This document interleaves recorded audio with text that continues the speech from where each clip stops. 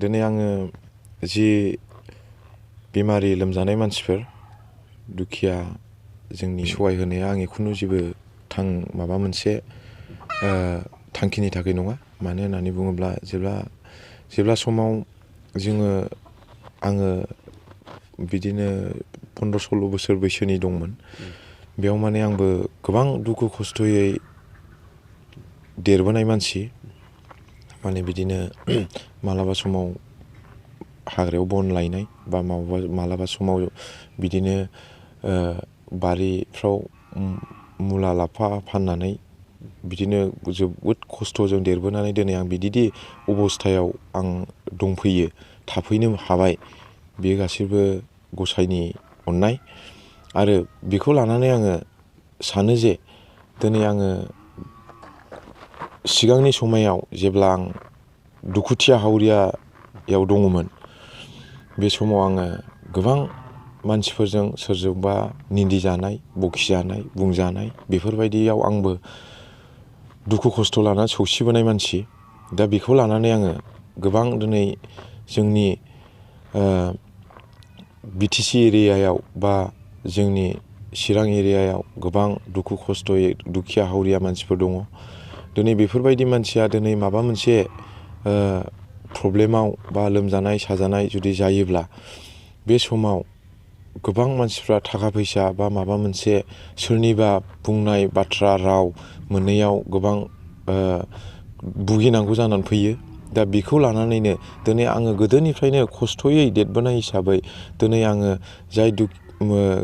जोंनि गोबां गैयि मानसिफोर दङ, बेफोरखौ आङो जाखिनि हायो बेखौ आङो सहाय खालामो आरो खालामबाय थागोन।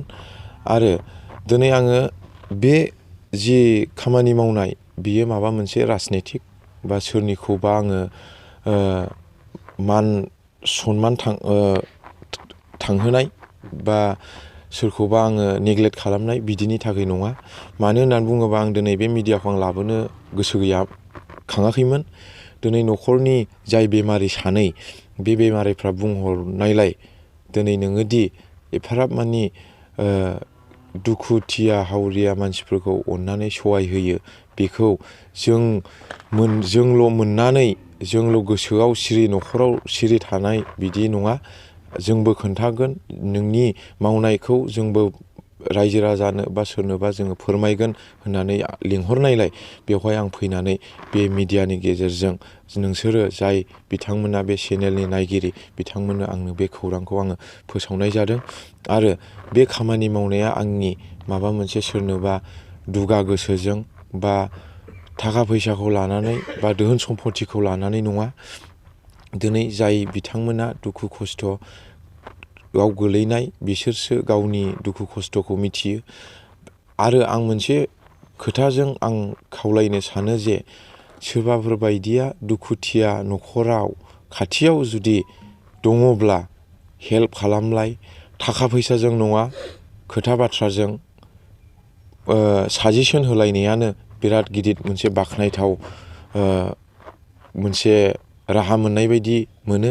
दिनै जाय न'खरनि मानसिफ्रा दुखु खस्थ'आव गोग्लैयो, बिसोरबायदि मानसिया गासैबो आन्दायनाय माबा मोनसे गोमानानै थानाय बायदि मोनो। बिनि थाखायनो सोरबाफोर जुदि न'खर खाथिफ्राव बा उसुं खाथिफ्राव जुदि प्रब्लेमाव बा माबा मोनसे बिपदआव गोग्लैनाय दङब्ला, नों आंजों बयबो थांलायनानै सहायगिता होलायनाय जोङो थानांगोन। अब्लासो जोंनि गामि एरिया ओनसोला डेभेलप आरो अनलायनायजों जों मिलायनानै जों थानो हायो। दिनै बेखौनो आङो खावलायो जे बे आंनि जि बेमारिखौ सोखानाय बा बेमारिखौ आङो फोसाबदों, बियो आंनि दुगा गोसोजों नङा। गावसोरबो आंखौ खावलायदों बेस्रा, जेन'बा आंथ' मिथियामोन। जेब्लानाखि फार्स्टआव मादैया हस्पिटालाव सिभिल हस्पिटाल काजलगावआव लांदोंमोन, बेवहाय फिसालाया गाबै गाबै आंखौ बुंहरनायलाय आङो बङाइगाव हस्पिटालाव आङो एडमिट खालामनो आं थिनहरनानै दिनै जाय मादै, बिथाङा दिनै गोख्रों थाबायनो हानाय लामायाव फैगासिनो दं आस्थे आस्थे। आरो मोजां जागोन होननानै आङो आसा खालामदों आरो जाय गुमैयाबो दिनै बे हस्पिटालावनो दिनै दंहैयोमोन। बे मादैखौ आं रिलिज खालामनो थांनाय लोगो लोगो आं गुमैखौबो नुबाय आरो गुमैखौ बुंबाय, गुमै सिन्था खालामनो नाङा, बिसिबां मानि सहाय होलायनाय बा अनसुंथाइ होलायनाय बेफोरखौहाय जों सिन्था धारना खालामलायनानै आङो हानायखिनिखौ आङो सहाय होगोन होननानै आं मैयानि अखानायै आं गुमैखौबो आङो माने रिलिज खालामनानै लाबोनो हाबाय आरो बेयो आंनि धोन सम्पति बा माबा मोनसेनि थाखाय नङा। गासैबो सोरबा गैयि मानसिखौ सहाय होनाय बा जाय मानसि गैयि मानसिफ्रा बा सोरबा दुखिया हावरिया बोराय बुरै गासैबो मानसिफ्रा दिनै आंखौ आसिरबाद होयो, बोर होयो। खिन्थु आं मोनसे बिसयखौ आं सानो जे सोरनोबा दान होनायखौ जुदि नोङो होदोंब्ला बेखौ मालाबाबो नोङो उन साइडजों नोङो गिदिंफिननानै नायहरनो नाङा। बियोखौ जुदि नोङो सोरनोबा जुदि अनसुंथाइ होनानै जुदि नोङो आं मानो होफ्नांखो, एफाबां थाखा आं मानो होखो, बेफोरबायदि जुदि नोङो सानोब्ला नोङो खुनु बेवहाय सोरनिबा नोङो आसिरबाद मोननाय बा सोरबा नोङो बोर होनायब्लाबो बियो मिनिंलेस होननानै आं सानो आरो। थिग बिदिनो आं सोरबाफोर जुदि आंबायदि गोबां मानसिफोर दङ दिनै आङो खावलायदों, गोबां मानसिफ्रा दिनै दुखु खस्थ'आव गोलैनाय मानसिफोरखौ जाहाथे बिथांमोनाबो सहाय सुबिदा जाहाथे होलाय लायो। आं बेखौनो आं रायजो राजाखौ खावलायबावो आरो। साग्लोबनानै दङमोन। प्रेसार जानायानो मास मोनसेनि बारा जाबाय।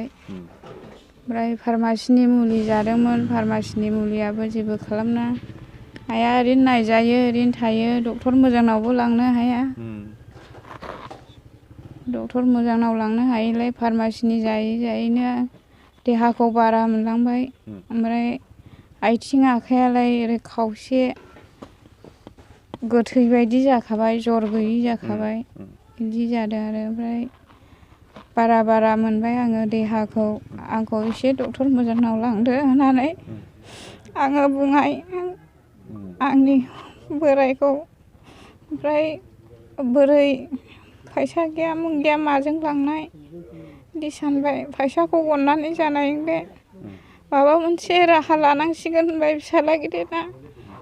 ओमफ्राय बेबायदि बुंनानै जिसुया सारनाव आं रायज्लायहरनायसै, आदाबो होनो नालाय रायज्लायहरनोसै, बियो माबा मोनसे खालामथारगोन, राहा मोनथारगोन बिनिफ्राय होननानै बुंबाय आरो। ओमफ्राय लांबाय डक्टरनाव। डक्टराबो बुंबाय जाहैबाय एसेबावलानो गिलिर बाहायग दङ नोङो होननानै बुंबाय जाहैबाय। आंथ' थाल गैला, आइसिइउआव दोनबाय। आंखौ मा खालामदों मा खालामा आं मिन्थिया, जेबो आन्दाज गैयि जाबाय आरो। आथिं आखाइफ्रा बख्रबजोबखाबायमोन बिदि। ओमफ्राय दा माबायदि अबस्थायाव दं? दा एसे सार जिसुयानि अननायाव साबसिन जाबोबाय आरो दा चेकआपआव थांबावनांगौ दङ। बेनो बिथाङा जे बिथां जिसुया दे नोंथांनि अबस्थाखौ नुनानै, नोंथांनि बेमारखौ नुनानै हेफाजाब खालामदों आरो नोंथांनि न'खराव दिनै आगान होफैदों, बिथांखौ मा बुंनो सानो? आं हाजासे धन्यबाद होयो। आं बियादैबो जायो नालाय, दा बेहा गथ' गथाय खांफुनाय, न'खर संसार जाफुनाय, इसोरा बिनि सायाव रोजा रोजा बोर होथोंसै आरो बेनो। नोंथांनि देहाखौहाय मोजाङै फाहामथाय लानो थाखाय जोंनि खुंथाय सोरखारनियावहाय माबाफोर हेफाजाब खावलायगोन नामा नों खौरां बिजोंनि गेजेरजों? आं मा खावलायनांगौनि माबायानो गैखाया। बे सार जिसुयानो राहा होखाबायला, आं सोरनाव खावलायबावनो। बिनि अनगायै सोरबाफोर खबर लाफैबायमोन नामा? लाफैयाखै रावबो लाफैयाखै, सार जिसुयाल'। गिबियाव आं इसोरखौ धन्यबाद होग्रोयो। मानो होनब्ला जों इसोरनि अननायावसो जों गासैबो गाहामैनो दङ। दा दिनै आं बेमाराव गोग्लैनांगौ मेन खारनानो जादोंमोन, फार्स्ट टाइमाव आङो स्टन जादोंमोन। स्टन अपारेसन आल-सालाम हस्पिटालावहाय आं जेब्लानाखि अपारेसनाव थांदोंमोन, अपारेसननिफ्राय फैनानै आं मुलि जानाया एभारेज जादों थारमानि। गैलाबो 60 बेसेबांबासो जाहैदों आरो जेनेबा। दा बे पावारा अभार जानायखाय थारमानि बेनिफ्राय फैफिननानै आंनो खोमानि खाथियावहाय जेनेबा बिराद सादोंमोन। दा बे सानायनि पारपासाव आं थानो हायि एबा गावखौ सहायनो हायि जानायलाय आं जेनेबा उफाय गैयियावहाय जेनेबा आं माबायाव आगस्टिनाव आगरतलायाव लांनानै जेनेबा आं बङाइगाव आगरतलायाव लांनानै जेनेबा ट्रिटमेन्ट खालायजाहैबाय। बे ट्रिटमेन्ट खालायजानायनि उनाव दा गावसोर सार्जारि खालायनानै मोनबाय आरो जेनेबा दामानि मुलि जानायानो माने बेबायदि एफेक्सन जाहैदों होननानै।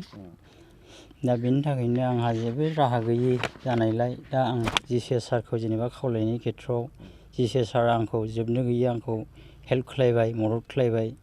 बेनि थाखाय बिनि संसार जानायनि बेलायाव दा बिनि संसार जानायनि बेलायाव जाहाथे बिनि जेसेखि बिनि बिथांखि बा साननायसिम बिनि जेनेबा गोसोनि गासैबो साननाय हनाय गासैबो बेफोरबायदि जोंफोरबायदि गैयि दुखिया हावरियाखौ जेब्लायबो हेल्प खालायलांनो हायो बा मदद खालायलांनो हायो इसोरनि सायाव बिनि सायाव जेनेबा आर'ज गाबनाय थाबाय आरोना।